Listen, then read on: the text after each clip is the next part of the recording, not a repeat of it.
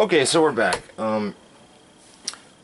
Basically, I realized that I made an error the last time I played, and that error was that you're supposed to use the thief as the base whenever you're crossing the classes.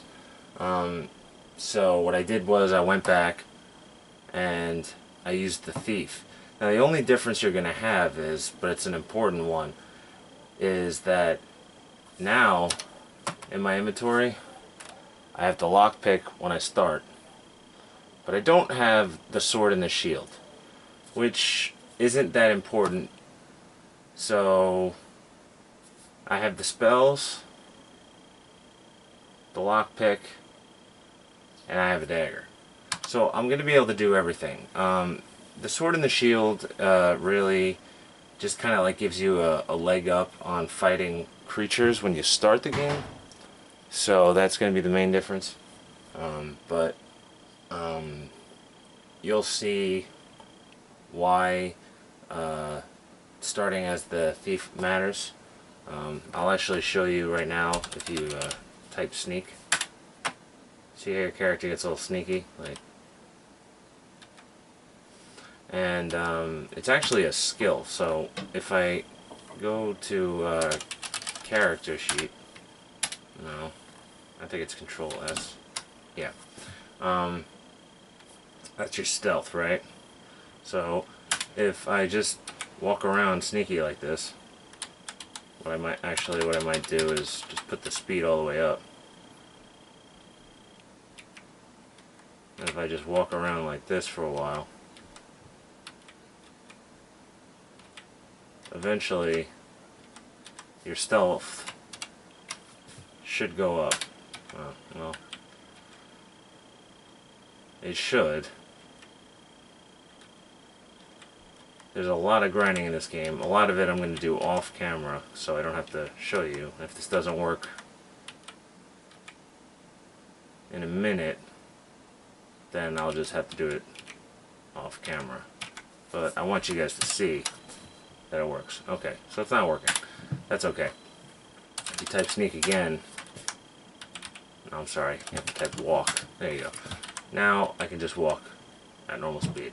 This is a little too fast for my liking, so I'm going to walk here. Anyway, but otherwise, we already talked to the sheriff and the goon, got our 2 points, so I'm going to walk in here.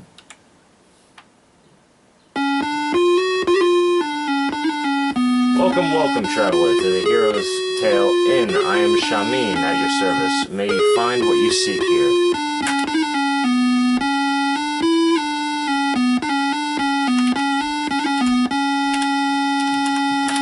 Let's look around. This looks like an Alpine Inn, complete with dishes on the wall and heavy beams on the ceiling. It is a pleasantly warm, and the aroma of strange spices fills the air. This guy looks like a cat. Look at cat. You see a small cat-like creature known as the kata. You've heard that katas are common in the southern deserts. Is that a guy over there? Look at man. Sleeping. The merchant is a rather fat man with a small mustache and beard. He wears a turban. Now, it's too early in the game for me to start getting involved with this inn. So what I'm actually going to do is I'm going to leave. But I just wanted to show it to you because this character that's sitting over here is somebody that I need to talk to, but not right now. So I'm actually going to walk out. Just a heads up, whenever Otto and the sheriff are gone from this spot here, that means it's late in the day. And to check the day, you can do a Control T like this, and it says sunset approaches on day 1. So I'm already running out of time, probably because I left this screen open and that there's a lot of time has passed, because there is a clock, and the internal clock just runs whenever you're standing around. So a good way to pass time is just to leave the game on and walk away. But that's okay. I'll keep walking. Yep, and as you can see, when I go to the next screen, it's already nighttime. Which kind of stinks, because there's not a whole lot you can do at night, at least at the beginning of the game. Let's go into the magic shop. The magic shop's open 24 hours a day. So, let's look around. Tall shelves with books and odds and ends suited to magic line the walls. In front of you is a counter with a pentagram embossed on the front. The ceiling and the far wall are mysterious indeed. There is a strange symbol on the floor. There's a lot of crap on the shelves. Look on shelves. You see a wide variety of arcane objects. For example, crystal balls, useful only those initiated into the ways of witches. Now, if you look at the shelf again, you see a wide variety of arcane objects. For example, tinsel and chaff, very good for avoiding radar. This is why when the mouse was invented, or not invented, but when the mouse was introduced, that you could start to see some of the jokes. Because obviously tinsel and chaff was not around in this universe, at least, so they like to throw in jokes like that. So if I use the mouse and I click on something, it says a replacement part for a magical facelift. I click over here, ends and odds. There's the crystal balls again. Up here, books dealing with sorcery, necromancy, and other occult objects. Paraphernalia and apparatus. A hooded robe for when it rains in here. A toaster oven, very rarely used. Electricity not invented yet. Over here, same thing, odds and ends and odds. It's a frog. Tinsel and chaff. Bottles of mephitic potions. I actually don't know what the word mephitic means, so that could be a joke that's just escaping me. Dried up mantray. Manta jerky. Now, you don't get that joke right away because you haven't actually encountered one yet, but that is kind of funny. Accoutrements and equipment. And that's about it. The only thing I haven't clicked on is this guy. And it says, darned if I know. And then if you click on yourself. Oh no, actually it doesn't say anything. Oh, here's one of the jokes that happens when you click on a random spot that is basically has no description. It says, there is a place between shadow and substance, between reality and imagination, but this isn't it. Anyway, if you notice that little creature that's kind of like a gargoyle and a bat mixed together, is opened its wings as I approach the counter. And zip. Here comes Zara. I am Zara, and my companion is Damiano. The items in the shop are designed for those skilled in the use of magic. We have very little for one such as you who have not been initiated, but what we have could prove useful. Now, just so you know, she's going to say that whether you're a magic user or not, because her definition of initiated is one who has gone through the trials, something that actually happens in the second Quest for Glory game. So let me ask her about magic. There's much magic in this world for those who know how to use it. There is magic in this little town, and a good deal of magic in this valley. What I sell here are merely tools to help those who have power. You may purchase restorative potions and scrolls from which you may learn spells if you have the potential. I got a point for that. Okay, so I'm going to ask about spells. We sell several magical spells on study scrolls. You may purchase Flame Dart for 60 silver, Fetch for 40 silver, or the Open Spell for 30 silver. Okay. Now, Flame Dart is a spell that is offensive. Fetch is one that is almost like the Force. You can bring stuff to you. And Open is exactly what it sounds like. And you can basically open things that are locked or shut. I also know that you can find a wonderful spell if you can learn the secret of Arena's Peace. Who is Arena? Ask about Arena. Arena was a powerful spellcaster who lived long ago. She brought peace to this valley. Even now her spell protects this town from violence or foul magic. Her final resting place is due north of town, and it is a place of both safety and healing. It is known as Arena's Peace. Arena is a character that is throughout the series, all the way up until the final game, so you kind of unlock more and more of her story as you go on. But let's see, I have 4 gold coins, which is the equivalent of 40 silver coins, so I will buy the fetch spell. May this aid you on your quest. As you read the spell scroll, the spell is ingrained in your mind.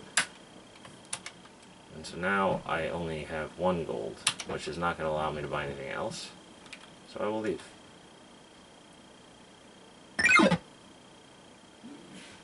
And that's it. Now, this old lady's house, and I know it's an old lady's house because during the day there's an old lady outside of it, is a place that we can actually pick the lock and sneak into as a thief at nighttime. But I want to do all that stuff at once, and since it's already nighttime, I think we're going to wait for another night. So, can we go into this at night? I don't think we can.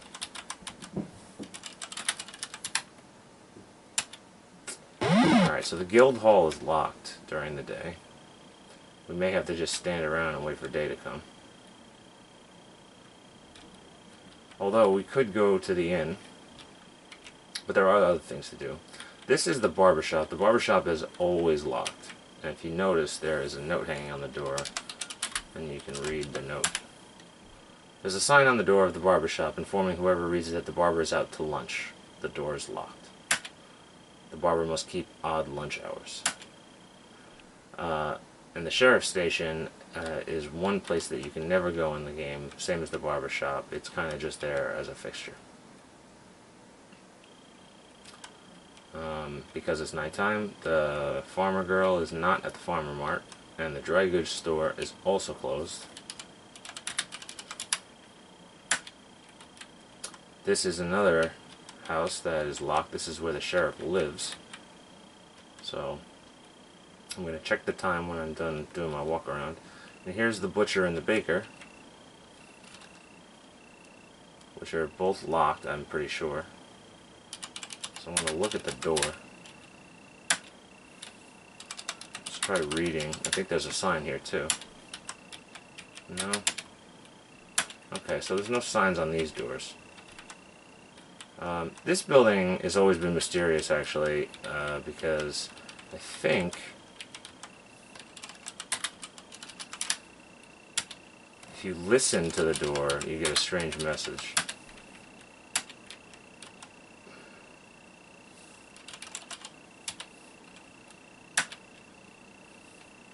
Maybe if you type examine door.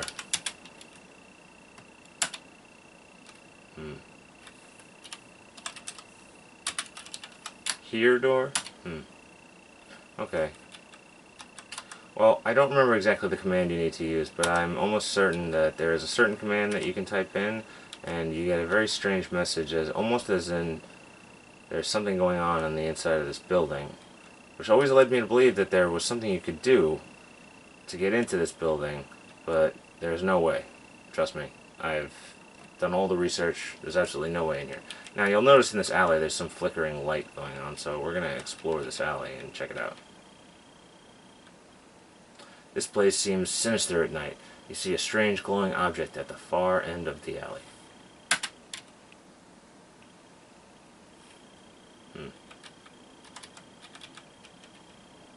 Okay, so whenever you get a message like that, it's usually a good idea to save. So, even though I don't think I'm going to die, I'm going to do this just to show you good save habits. So let's save the game. And let's look. Alley. This place seems sinister at night. Okay, so I get the same message. Okay. Look shiny. No, that's not liking that word. So how about look object? You just see a glint from here. Alright, so I'll walk up to it. Oh, shit. Alright, so, two guys show up and one throws a dagger at the wall.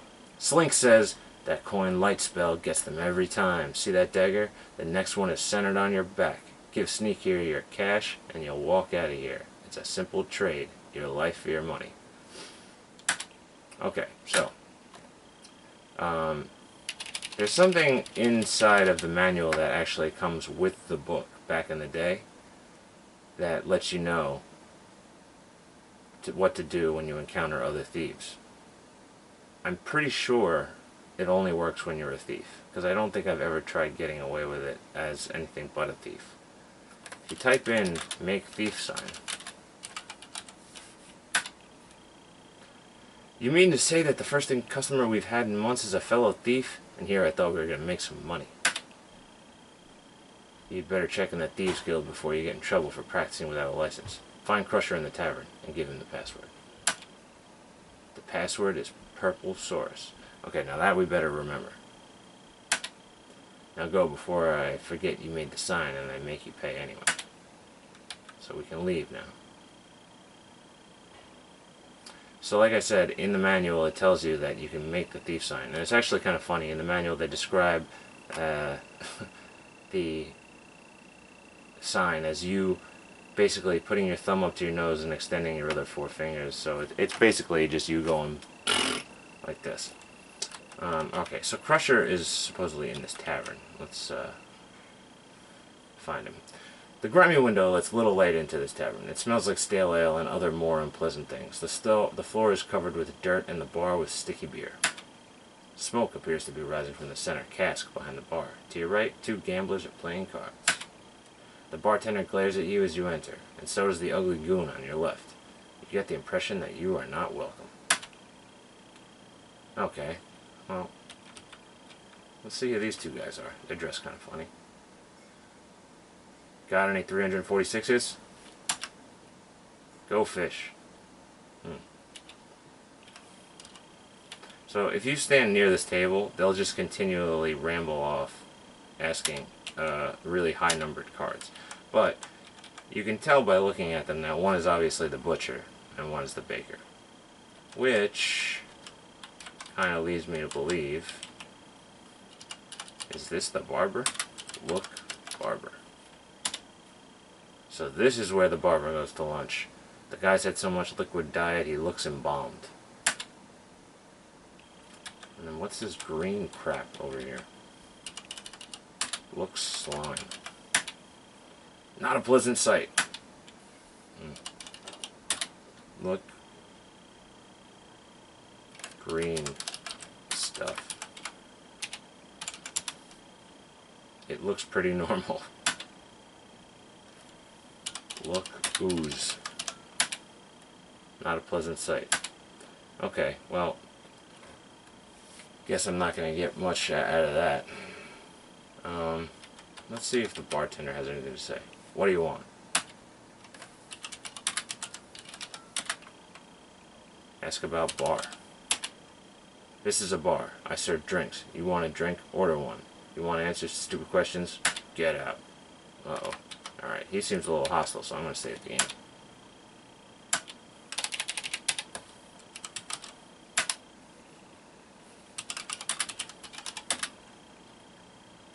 Ask about Crusher. He don't like his personal affairs discussed. My advice is not to do anything that'll get him upset. Ask about Thief. Hey, this is an honest establishment. You want me to ask Crusher? Ask about beer. We've got some of the finest ales in the valley, only one sober. Ask about that smoke. It's the same answer. Alright. Let's look at this bartender. The bartender looks tough from his crew cut to his boots. The only thing soft about him is his tattoo which says Mama. Okay. Let's ask about Mama. Look, buddy, don't get personal. Alright. Well, I could actually sit here and drink until I pretty much pass out. But we'll save that for some blooper reels. This must be Crusher. Well, we didn't get any points, so I'm not going to save the game. Let's talk. Alright.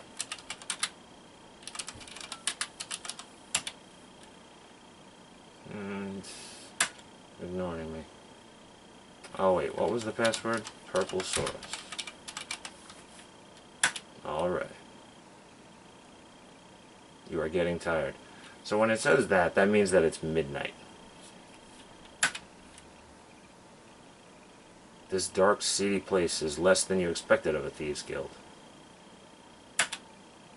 The man seated by the table greets you with a scowl. Crusher is his usual amiable self, and you can't quite make out what lurks behind that massive door. You feel uneasy about the sinister mood here. Beginners. Why do they keep giving me beginners? I tell you, well, I can't read what he said, but it will cost you 25 silvers to work in town. Just pay Boris at the door. If you don't have the cash, go steal something. Okay, so basically what he's telling me is that I gotta walk over to this guy and I have to pay him to get a Thieves Guild license. Now the license doesn't actually give you anything, so we don't have 25 silvers. We have 10 because we just have a gold coin. But there is something else you can do down here, and that is a game called Dag Nabbit that you can play with the thief, the chief thief. And it's basically a game of darts, and he is a real con. If you only play for low money, you'll beat him every time. But once you cross a certain amount of money, he suddenly gets really good at it and basically sharks you out of your money. Another thing to worry about down here is the darts themselves.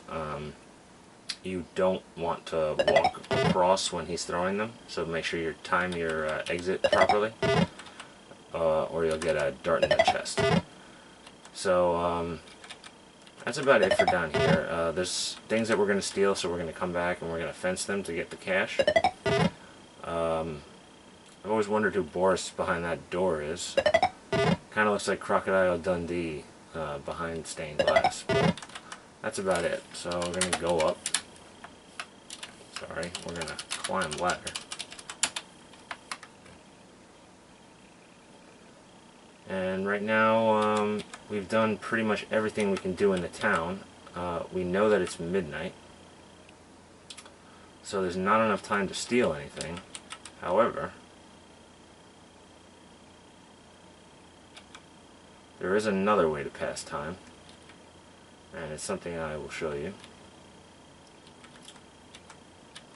And that's in the inn. Oh, which isn't open either.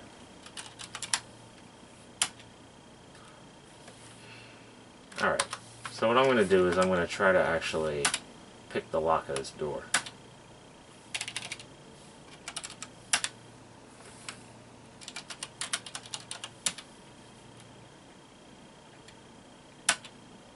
Alright, it said the door was securely barred from the inside, but I got some practice. Well, let's see if that's true. Total lie. I got no lockpicking practice. But last resort is going to be for me to do this. Now, if you type in rest, it says 10 minutes pass by and you feel better. Now,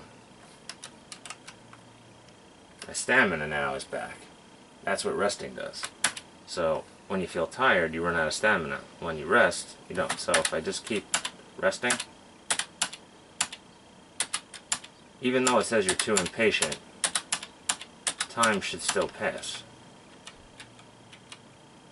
Plus, when you have more stamina, it should become easier. Well, eventually, the inn should open.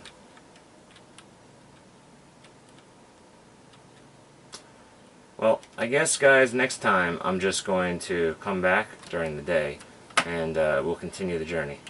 Alright? Thanks for watching.